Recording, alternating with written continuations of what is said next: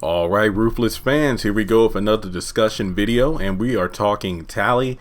And I've noticed something in my recent Ruthless videos, the episode reviews in particular. More and more people are commenting about the whole ridiculousness of Tally still being alive. I've done enough videos on this subject. You all know how I feel about it. I try my best to ignore the fact that her survival thus far makes no amount of sense. However, I do point out when I'm watching Ruthless, I kind of see where they're going with her story now, which will explain how she eventually escapes and gets to Nancy and Richard's house and when she kills herself and blah, blah, blah. But in terms of the continuity / timeline, she should be dead. But again, we'll kind of talk about that just a little bit in this video, just because of the fact that I really do think this particular video of evidence will tell us how we're going to get from Tally in the compound to Tally in the Oval where she ends her life. So I will try not to be ranty. I'll just talk about the evidence and go from there. So before moving forward in the video, please give it a thumbs up to show you like it. So hit the like button, hit the bell button, the bell notification icon, and select all. That way you can stay notified when I post new content. Follow me on social media. Links are in the description below. And please hit subscribe, especially if you are a frequent viewer of the channel, yet you haven't committed. So just hit subscribe so you can help me increase the watch time percentage of subscribers. Currently, we're at about 32% of my views coming from subscribers. I'd like to get that fixed as soon as possible. So let's try to get to 40% by the end of the month. So once again, if you are a frequent non-subscriber, just hit subscribe. That's all I'm asking. So in the recent episode, which honestly I really liked, except for the end, which I did not watch because I don't like too much gore. But from what people have been telling me, Jeremy, it was just such a over exaggeration of blood that it was just so ridiculous to watch when the highest was pretty much punishing / murdering the runaways. Basically, the elder mothers decide to move Tally from the trailer with Ruth over to, I believe, the yellow trailer with some of the youngins, if you will, like Lacey, Zane, and Paula, in order to be a influence on them because, you know, Sister Tally, she's been through so much right now, you know, between acting bad but being punished, and now she's turned into somewhat of a model member of the Rakus. And I think it would be best to move her over there, separate her and Ruth, because it's almost like they're still suspicious of Ruth and Tally. So they're kind of like the teachers who want to break up or, you know, separate the quote unquote troublemakers of the class. Or in this case, hey, okay, you know, they went from being a bit of troublemakers to model members. Now, you know, Ruth is an elder and Tally's doing better. So let's split them up in order to spread around their goodness, their positivity, to make better Raku members. Look, I hope I'm not doing a bad impression, but, you know, I'm doing what I can, you know, in order to be a better influence on the younger ones. Because of the fact that and honestly, Joan played a unknown role in this, because I believe one of the elder mothers said, maybe we shouldn't separate Ruth and Tally. But then after hearing from Joan about the runaways and telling the other elder mother about it, they decided, yeah, it's for the best we separate them. Because I believe it was stated that the 6 members who escaped were from the red trailer.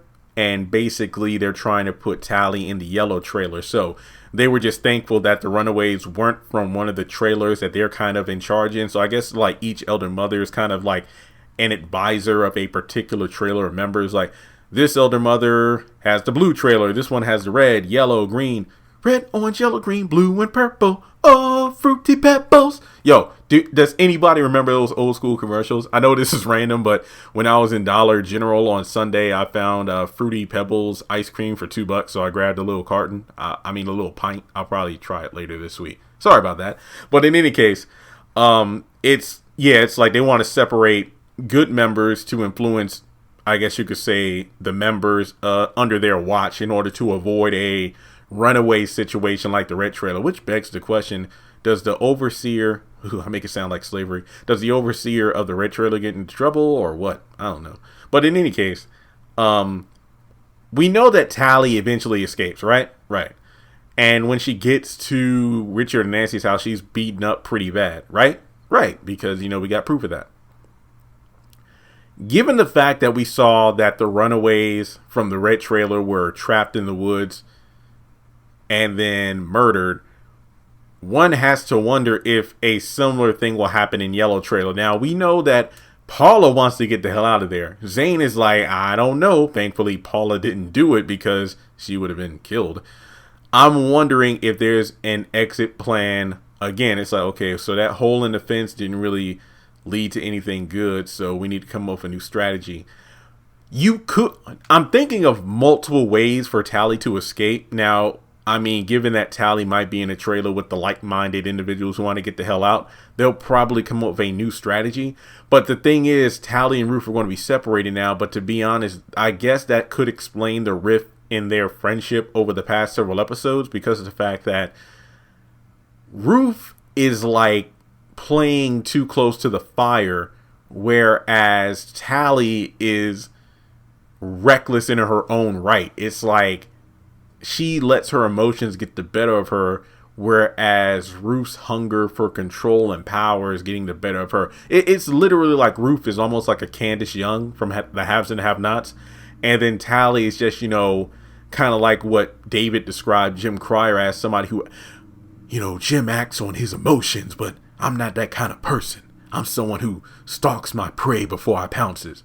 But you could also argue Tally is a bit like Catherine, where she gets mad and lashes out. But I think the Jim Cryer comparison works better. So in any case, I'm wondering, because I believe Yancey did say to Tally that he would tell the highest and whoever else about what she did to him, because, he was drunk off his moonshine, which, remember, he makes himself.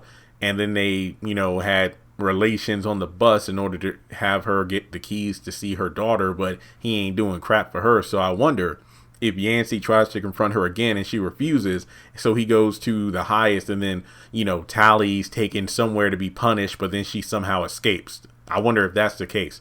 But another case is, again, yellow trailer.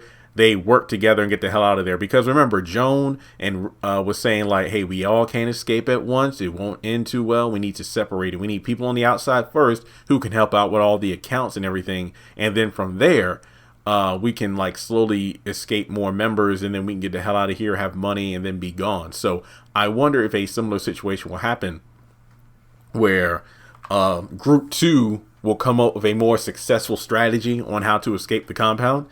And it works, but they somehow get caught. And maybe Tally's the only one who manages to slip away. But then she ends her own life because I guess you could say she knows the Raku will come after. Well, the Rakadouche will come after to end her life. So you could argue that, I think that, Tally's cover story about Nancy. Oh, Ruth told me that you're sweet and kind and you help anybody. I wonder if, I bet Ruth really did say that about Nancy, but at the same time, I wager that Tally only went there because of the fact that she knows Ruth has that $100,000+ stashed away in one of the rooms. However, that night when she's waiting in the kitchen or whatever, I wonder if Tally's like, you know what, it's not worth it. There's no escape. I can't escape these people. Maybe she's like contemplating. It's like, you know what, I didn't get my daughter. Andrew hates me because I lied to him. I'm pregnant with his child, and everything's just falling apart. So she figures out there's really nothing to live for, and then that's why she ends her own life. I guess that's probably what happens, but I could be wrong. Like I know that I mentioned in the Oliver video about Oliver killing the highest. I wonder, Lacey's like, hey, you got the keys to the car. Why don't you take Lilo's car and let's get out of here? I wonder if the car will be moved soon. But remember, if Tally's in the yellow trailer, who's to say Lacey won't somehow get the keys from Oliver and they escape in the car and maybe they get chased down? I feel like that would be semi-ironic because remember in episode 1, Daikon hit Tally and then she wrecked their car and then she had to steal the truck. So it would be interesting if there's almost like a high-speed chase where it's like Tally and maybe somebody else in the car with her. in Lilo's vehicle and they drive off and escape. And remember, his body's in the trunk. So let's say if they get into a wreck, or let's say if Brian and the sheriff try to, pull him over because of speeding or whatever the case is, they'll find a dead body in the trunk. There are so many possibilities with this. So I'm almost going to forgive the fact that Tally shouldn't even be alive right now, because Tyler could write in an amazing escape story as to how she got from the compound to Nancy's house. That's just my opinion. So, also going back to her daughter, remember Yancey's supposed to finish up fixing the buses, and then the kids are supposed to be mules and to go to, where is it, Mexico or whatever. So she probably figures she can't get her daughter, and that's the end of that. So yeah, they also, I don't think like Ruth and Tally, they don't know what the kids are going away for. I mean, they figure maybe it's like a thing where they go to see the Raku, so they die. So again, Tally probably figures I have nothing to live for, I need to get out of here. So if you look at, I think that Tally and Paula are both emotional wrecks. Like when they get upset or whatever, like their whole world crumbles and they just try to do the worst. Like, Paula drank the bleach, and then, Tally killed herself on the oval. So I feel like those two loose cannons will be the ones who try to escape. But sorry for rambling that long. But like I said, I really wanted to try to put together all the various scenarios that I can think of off the cuff about why Tally being in the yellow trailer might not actually be that great of an idea after all. So she also wants to talk with the sheriff again. So I don't know, maybe she'll go to the grocery store, try to escape. There are just so many ways this could play out.